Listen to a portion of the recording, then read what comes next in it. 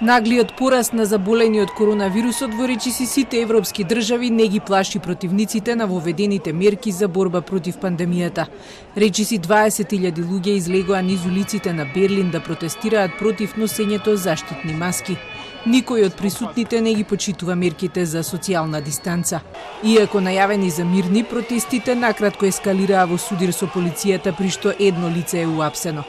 Берлин неодамна ги забрани протестите како дел од епидемиолошките мерки, но за денешниот протест активистите испратија илјадници апликации до градот, а на социјалните мрежи имаше и закани за насилство, што за полицијата протестот навлегува во сосема нова димензија. Полициските вооружени сили со камион вчера однеле стотици демонстранти, а полицијата со опрема за немири упаднала во митинг. На денешните протести учествуваат и радикални десничари, а се вее и нацистичко знаме. Иако Германија е една од земјите кои добро се справи со пандемијата на самиот старт, сепак деновиве бележи зголемен број на инфицирани, што предизвика загриженост кај властите. Меркел предупреди дека по завршувањето на летото следуваат месеци на дополнителна борба. Man muss damit rechnen, dass manches in den nächsten Monaten noch schwieriger sein wird als jetzt im Sommer. Wir alle haben ja im Sommer die Freiheiten und den relativen Schutz vor Aerosolen genossen.